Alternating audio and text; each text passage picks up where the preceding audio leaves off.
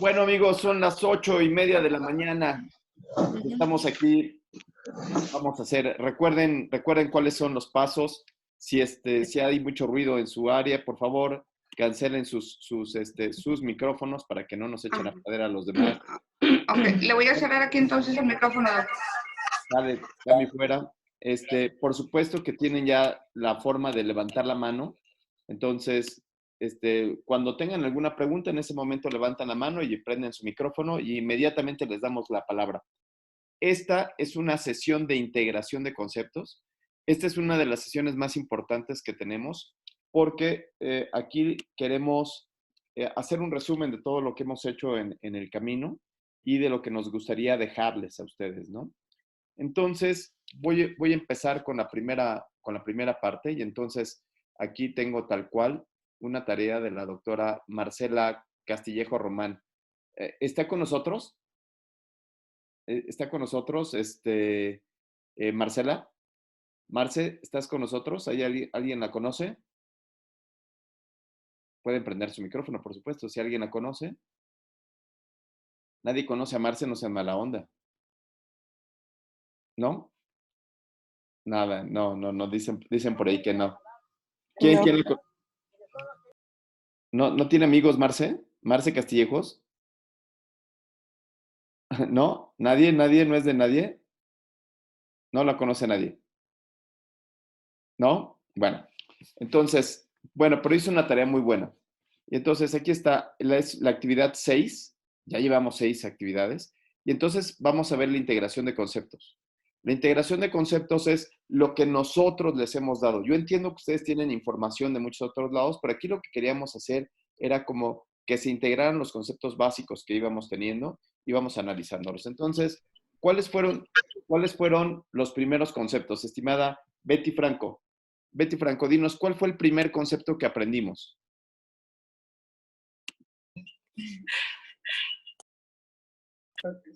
Buenos días, doctor. Buenos días. ¿Cuál fue el primerito concepto que aprendimos? O que les intentamos enseñar, por lo menos. ¿Se acuerdan? Estado basal, maniobra. El estado basal. Sí. Enlace. Y acordamos que hay 2 tipos de estudios, ¿cierto? ¿No? Hay 2 tipos de estudios. Los estudios que se llaman de proceso. Proceso. Y los estudios que se llaman de maniobra. Los estudios que se llaman de qué, Leti Carrillo y su compañera, que son súper aplicadas.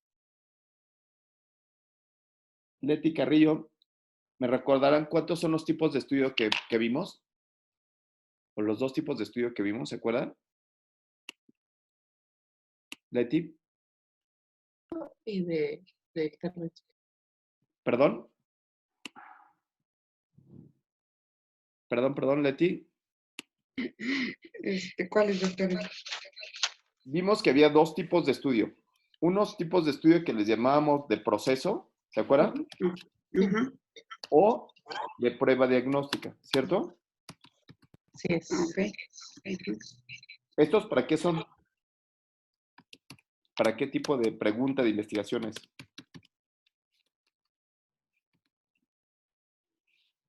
Teresita, Sirenia o alguien que quiera contestar.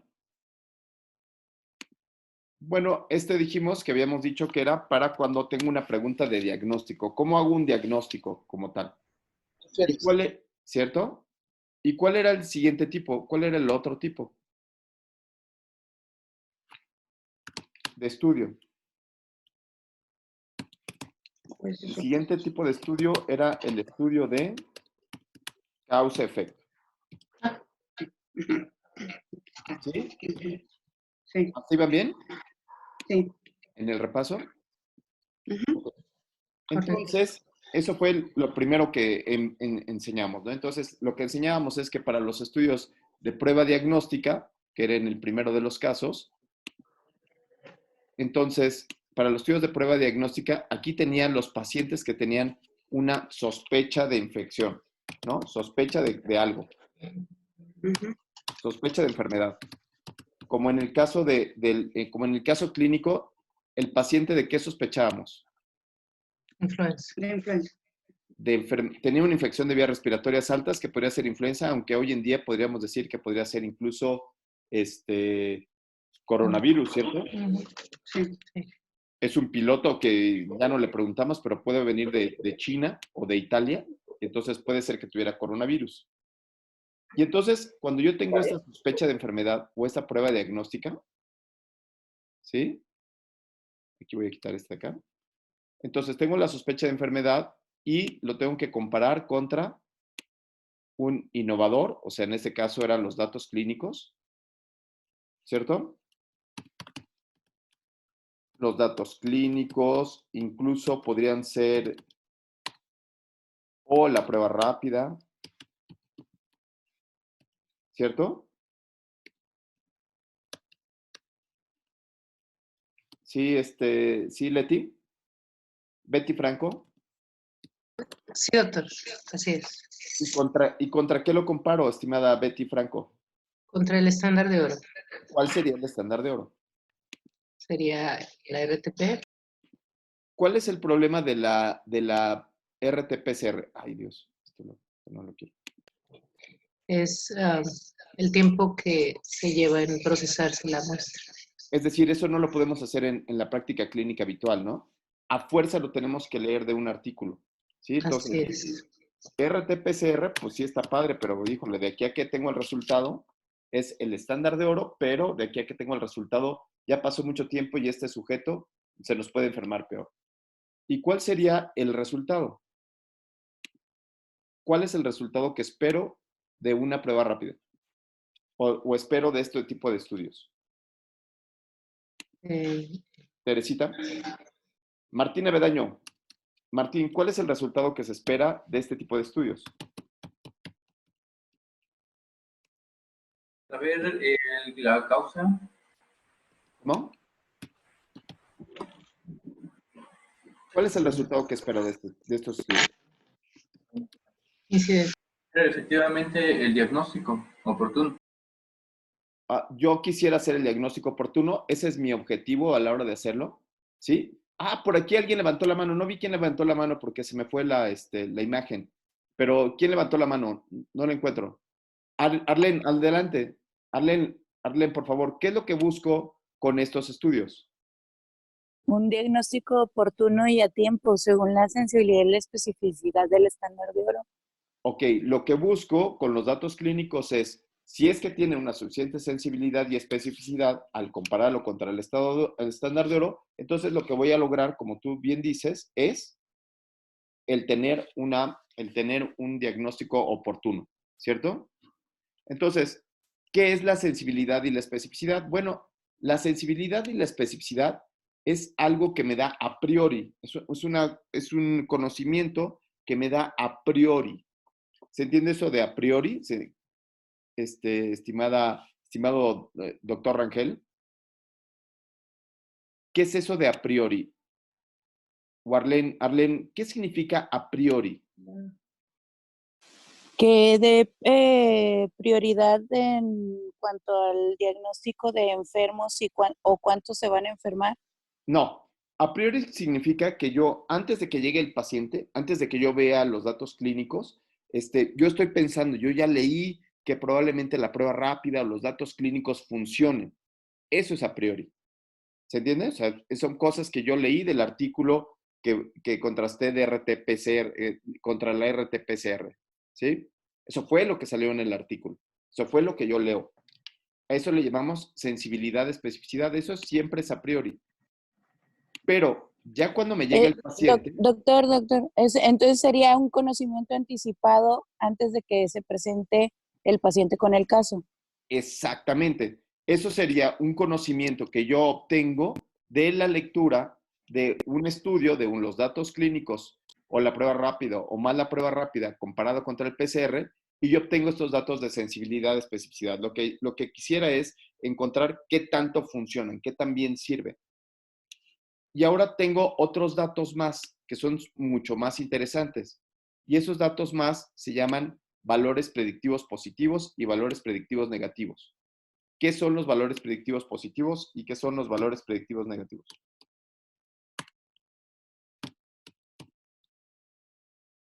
Martín Avendaño, Teresita, Leti Carrillo.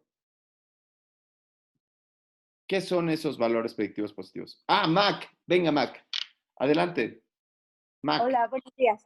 buenos Pues días yo Mac, adelante. entiendo como la probabilidad de que un paciente que tenga una prueba, por el caso de que sea un valor predictivo positivo, tenga una prueba positiva, realmente esté enfermo. Y el valor predictivo negativo sería como la probabilidad de que quien salga con una prueba negativa esté sano. Exactamente. Esto es lo que va en la nota. El valor predictivo positivo es, yo ya revisé a mi paciente y el paciente tiene los datos clínicos, luego entonces lo que pongo en la nota son los valores predictivos positivos. No pongo si la prueba es buena o mala, cuál es la sensibilidad y especificidad de la prueba, sino pongo en este paciente que ya tiene el dato clínico, cuál es la probabilidad de que tenga la enfermedad. Eso es lo que va aquí en la nota. ¿Sí? ¿Se entiende? Eso lo aprendimos también en esta ocasión. Muy bien. Antes de pasar al de causalidad, voy a leer un poquito el caso clínico que nos trajo y que nos los prestó Marisela.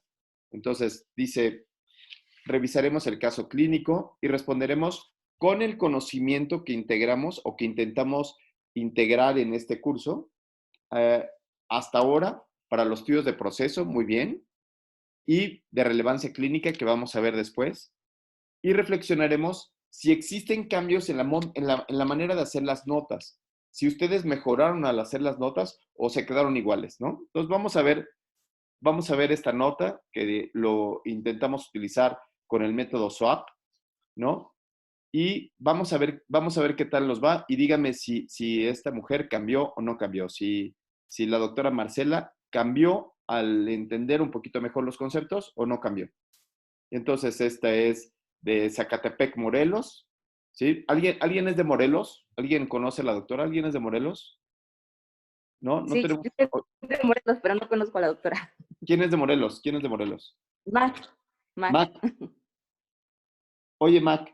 Muy bien, entonces ella es de Zacatepec, Morelos, y ella es tu amiga, ¿no? Entonces vamos a pensar que es tu amiga. Y entonces ella tiene aquí una nota, dice, resumen médico. Efectivamente tiene la fecha, muy bien, ¿no? Tiene la fecha, ¿por qué es importante? ¿Alguien sabe por qué sería importante la fecha? ¿Por qué es importante la fecha? Por el tiempo de evolución de la enfermedad. Por el tiempo de la evolución de la enfermedad, ok, esa podría ser una razón. ¿Por qué más?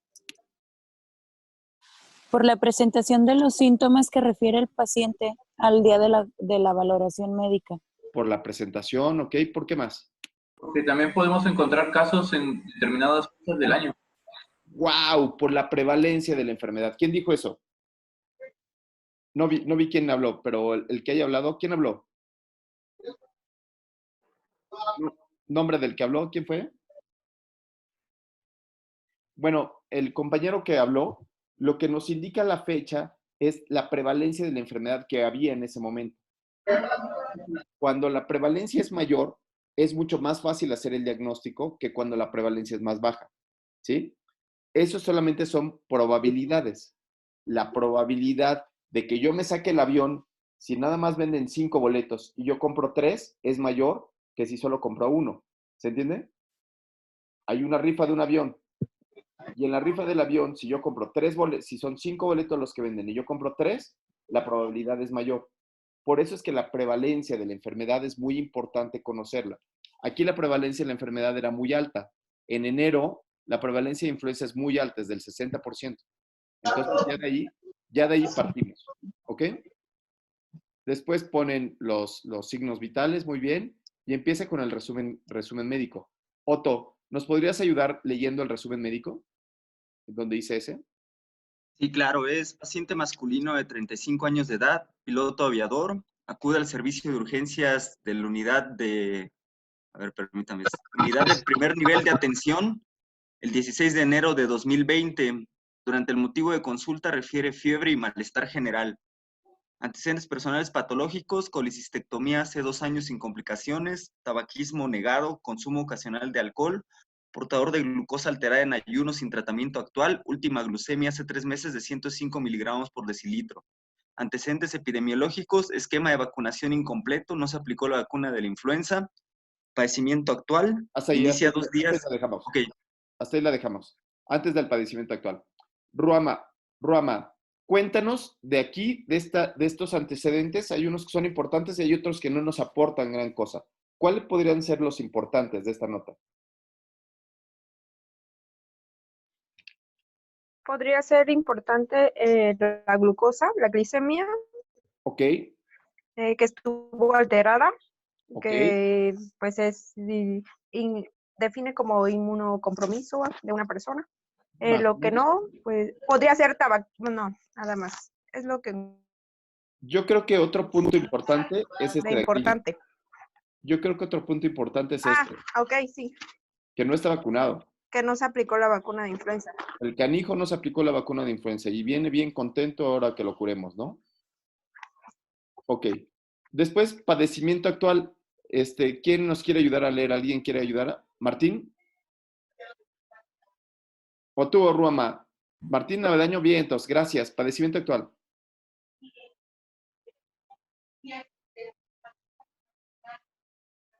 No, no funcionó. Betty Franco, ¿quieres ayudarnos a leer padecimiento actual? Nada, no funcionó. No se oye. Leti Yo, Carrillo. doctor. No veo completa la imagen. No se ve el padecimiento actual. Dice, por ejemplo, inicia 2 días previos a la valoración con cuadro de inicio súbito y ahí es donde no alcanzo a leer, pero yo creo que...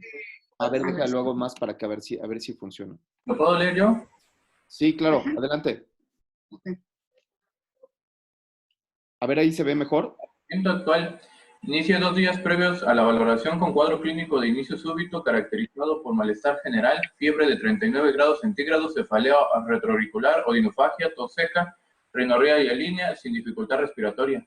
Ok, ahí nos está dando los datos clínicos, ¿no? Ahí ya estamos teniendo los datos clínicos. En esto no trabajamos, no hablamos de los datos clínicos, sino que simplemente eso yo creo que no cambió. Pero ¿qué tal aquí pone diagnósticos? ¿Ustedes llegaron a los mismos diagnósticos? ¿Alguien llegó a los mismos diagnósticos? Honor 10, Light, levantó la mano. Honor 10, adelante. Honor 10. ¿Quién es Honor 10? Sí, el que levantó la mano, adelante. ¿Llegaron a los mismos diagnósticos? ¿Integraron los mismos diagnósticos? Síndrome febril, sí. Probable enfermedad por influenza, también, ¿no?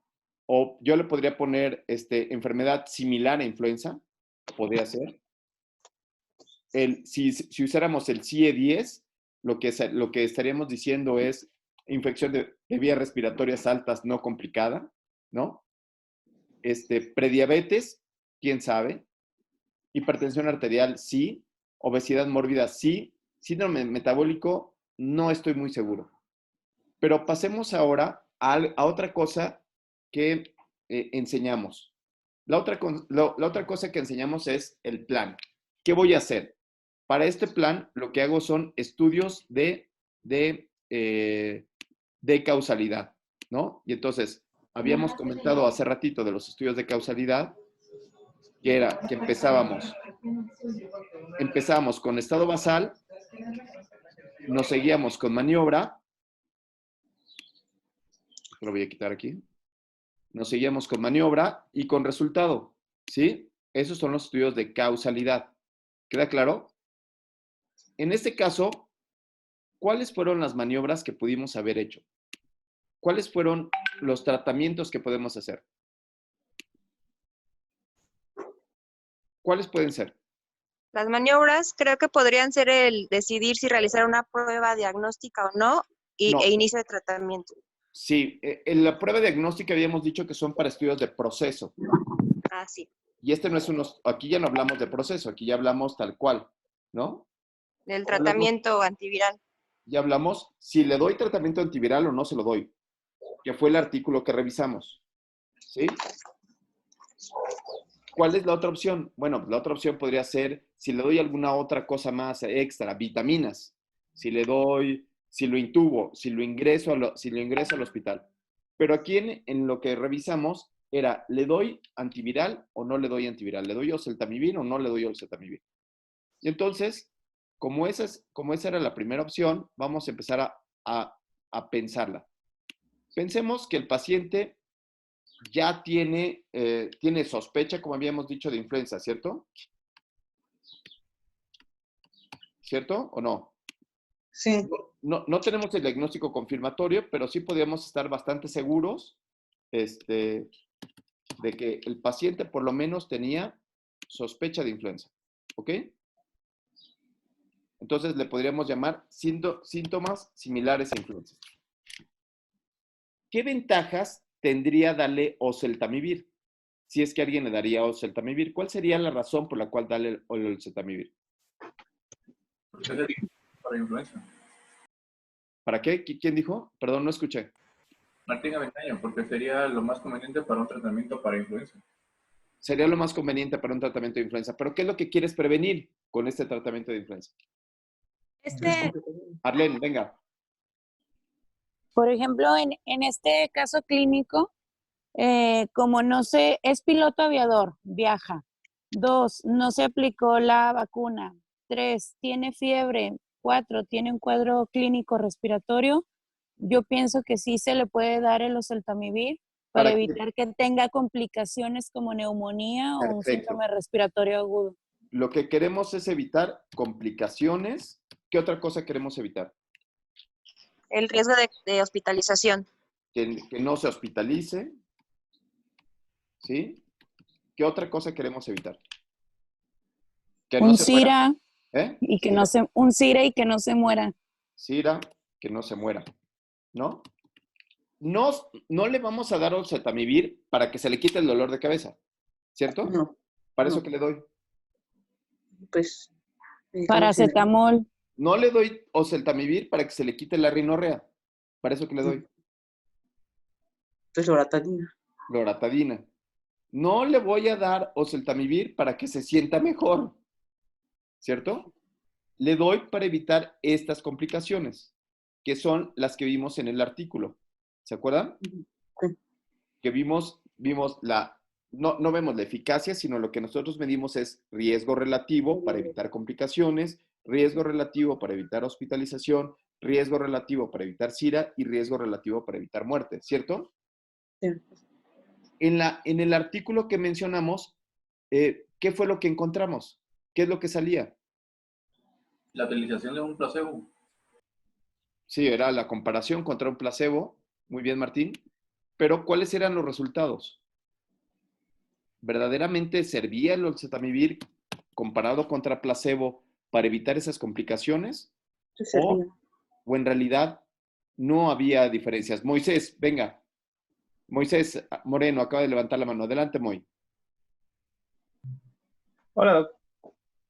Pues, por ejemplo, para lo que fue admisión hospitalaria, se necesitaba tratar 125 sujetos para prevenir una admisión hospitalaria. ¿Cuántos, Moy? 125. ¿Y eso qué significa? Porque yo no te entiendo. Necesito tratar 120, el número necesario a tratar es tengo que tratar a 125 pilotos aviadores para que uno no se hospitalice. ¿Qué les parece a ustedes? ¿Quién ha visto 125 pacientes con influenza? Leti, ¿cuántos pacientes con influenza has visto? No, muy pocos, doctor. No has llegado a 125, entonces tú no podrías evitar ni siquiera un caso por darle eso. Muy bien.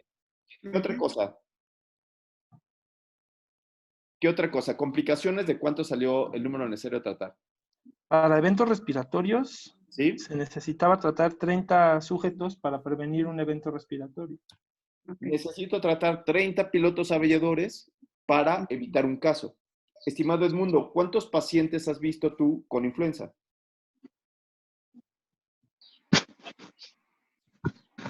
Edmundo, ¿cuántos pacientes has tratado tú con influenza? No funciona. Betty Franco. Alrededor de unos 20 pacientes. O sea, tú todavía no llegas a evitar una complicación si es que le dieras oseltamivir, ¿no? ¿Sí? Otoniel, ¿SIRA se puede evitar con oseltamivir? Otoniel es intensivista. Sí, no se puede evitar con el oseltamivir. Maldición. Ni siquiera tiene número necesario de tratar. Es no significativo. Ni siquiera eso puede evitar. Y de los que leyeron, ¿cuántos pacientes murieron en el artículo, en la revisión sistemática de la literatura que se hizo? ¿Cuántos pacientes se murieron? Creo que 2 nada más, doctor. Uno en un grupo, uno en Olzeta y uno en placebo. Okay. No hubo diferencias en la muerte. Entonces, no sirve para evitar complicaciones, no sirve para evitar hospitalizaciones, no sirve para evitar SIRA, no sirve para evitar muerte. Lo que ellos plantean en el artículo, que además fue hecho por Roche, fue que disminuye la sintomatología. Y todos nosotros concluimos que para la sintomatología no doy oseltamivir, sino lo que doy son paracetamol, loratadina, clorfenamina, ¿sí? Para evitar las complicaciones, ¿ok? Eso es lo que les queremos dejar. Lo que les queremos dejar es una visión sobre qué es lo que debo de poner. Vamos a ver aquí el tratamiento que se puso. Otoniel, adelante. Sí, para fomentar la discusión, comenté con los compañeros del grupo que qué les parecía mi juicio clínico que únicamente se diera oseltamivir en aquellos pacientes con múltiples factores de riesgo, con una población geriátrica. Usted, doctor, que es pediatra, en aquellos neonatos, pacientes inmunosuprimidos que estén tomando tratamiento inmunosupresor o altas dosis de esteroide, con una forma de presentación grave, choque séptico por virus, o que ya estén con SIRA con la finalidad de evitar una sobreinfección bacteriana. Yo creo que ese sería el único caso o contexto clínico en el cual yo daría oseltamivir. Ese es un muy buen punto. Aquí lo que estamos analizando es solo un caso. No queremos decir que el oseltamivir no sirve en ninguno de los casos, sino lo que tenemos que decir es que tenemos que individualizar los casos. Porque puede ser que en pacientes diabéticos, ¿no? Que tienen mucho más riesgo de morir por influenza, estos sujetos puedan presentar una mejoría con el medicamento. Sin embargo, habría que leer el artículo de los sitios en específico.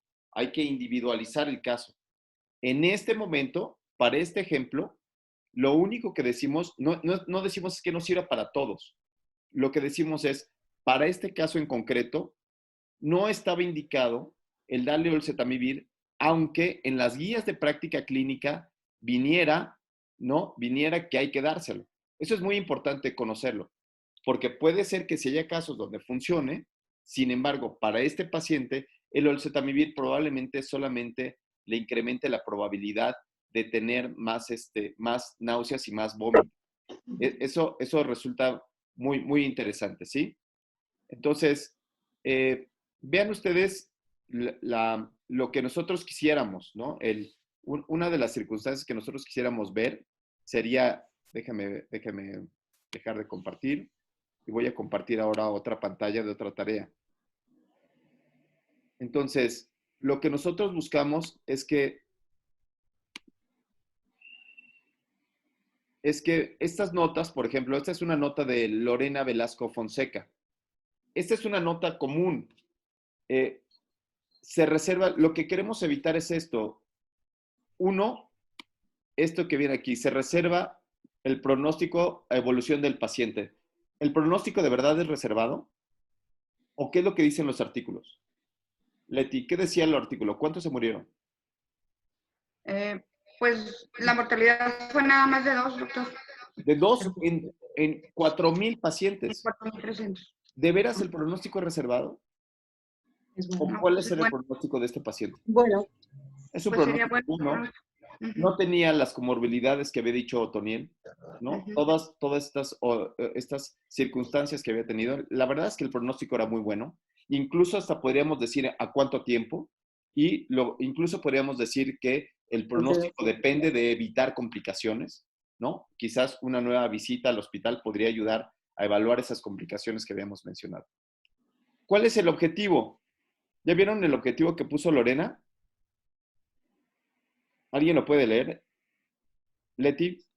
No, ya sé, Moy, que andas por ahí. Betty Franco. ¿Alguien que quiera leer el objetivo? Doctora Claudia Jaramillo.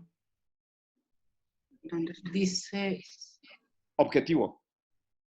El objetivo de tratamiento. ella puso Para disminuir la sintomatología. para presentar susceptibilidad y disminuir la sintomatología de 1 a 3 días. Dice que No, objetivo. es donde. Aquí dice objetivo. ¿Están viendo esta de objetivo? No, sí, No. sí la estamos viendo, doctor. En objetivo pone 163/100 milímetros de mercurio. Yo estoy viendo otra, fíjense qué suave. Espérenme tantito. Es que la que les quiero enseñar es otra. Ok. A ver, ¿están viendo esta que dice Lorena Velasco Fonseca? Creo que no, ¿verdad? No, doctor, no. Ay, qué suave. A ver, déjenme ver aquí. A ver, déjenme ver. Compartir de aquí. No, no sale. Chin, perdónenme. Perdónenme. A ver, esta de aquí. Estamos viendo este caso clínico de paciente de 35 años, subjetivo, objetivo. Son exploración física, es todo el objetivo.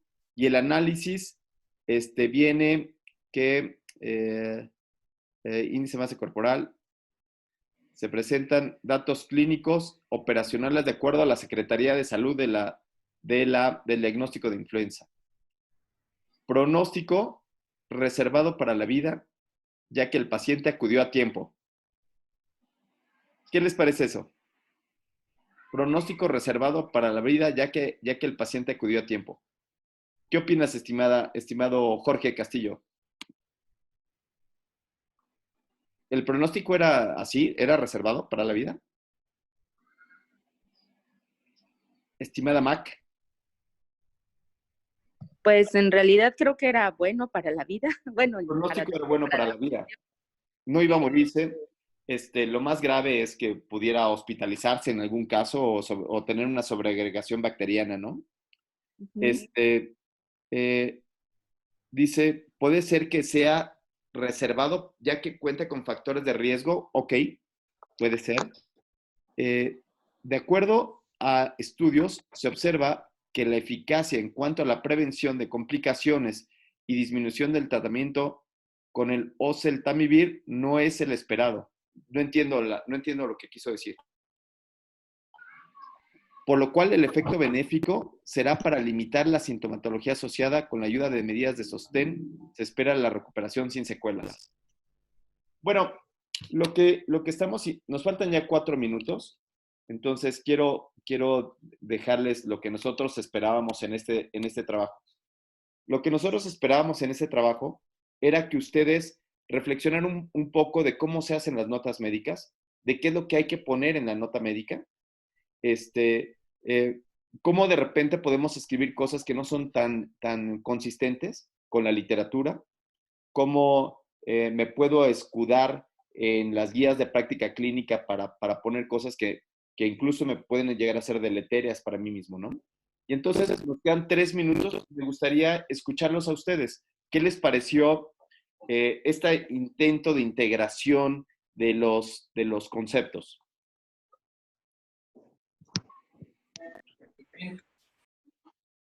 ¿Alguien por ahí? Bien. Otoniel dice que bien, ¿no? Otoniel puso manita arriba. Gracias, Otoniel. ¿Alguien más? Leti Carrillo, venga. A mí en realidad se me ha hecho como que es demasiado el conocimiento que estamos adquiriendo en cada una de las sesiones en lo que vamos avanzando. Y ahorita que dijo usted, el tema era integración, entonces como que es difícil integrar todo lo que hemos visto. Me da muchísimo gusto porque lo que intentamos hacer es que vean a la medicina como algo difícil, que vean a la medicina como algo que se requiere estudiar, que este diplomado lo único que hace es como incentivarlos, picarles las costillas. No pretendemos enseñarles todo en 2 meses, en 6 meses, sino lo que intentamos hacer es picarles las costillas para que ustedes se vayan a leer, vayan a reflexionar, salgan de su área de confort. Ahora, lo que sigue de aquí en adelante es que vamos a empezar a trabajar ahora con sus proyectos de investigación para poder llegar, al final de cuentas, Azucena. Ahí está mi neuróloga favorita. ¿Cómo estás, Azu? Muy bien, gracias.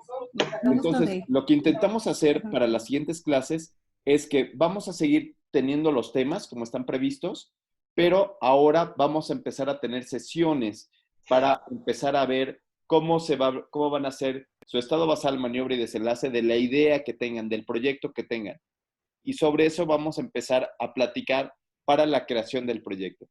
Después de que veamos estado basal, maniobra y desenlace, vamos a ver justificación, las búsquedas de la literatura para empezar a hacer mejores proyectos de investigación. Bueno, hoy sí les prometo que ahora sí va a quedar grabada esta clase, ¿sí? Por favor. Muchas gracias a todos los que hicieron su tarea, los que no lo hicieron, bueno, ni modo. Muchas gracias a los demons, a los que están acompañando, lo están haciendo muy bien. Están platicando ya con ellos sobre razones de verosimilitud y cosas que de repente resultan un poco complejas, pero pues la verdad es que muchísimas gracias. Gracias a Moy, que salió al quite la clase pasada y nos hizo un video de relevancia clínica. Y sobre todo, bueno, pues gracias a ustedes que nos siguen en esta locura que la verdad es una locura. No les vamos a dar ningún papel. Al final de cuentas es algo que hacemos por gusto, ¿no? Los demons también lo están haciendo totalmente por gusto, solamente por aprender más, solo por mejorar en las notas clínicas, solo por reflexionar viendo la nota de alguien más, ¿no? Solamente por ver cómo puede ser uno mejor. Cuando yo veo una nota de estas, la verdad es que estoy viendo mis notas. Las notas que de repente hago muy rápido, las notas que de repente son incongruentes o no dicen lo que tienen que decir, o terminan diciendo pronóstico reservado evolución, o terminan siendo un reflejo de algo que no he leído adecuadamente o no he reflexionado adecuadamente. Entonces, bueno, pues ya sin más, les dejo el micrófono a ustedes en el último minuto antes de que se nos corte y no queda más que despedirme y saludarlos la próxima ocasión, estimado Ibis Morales. Qué bueno que ya te conectaste y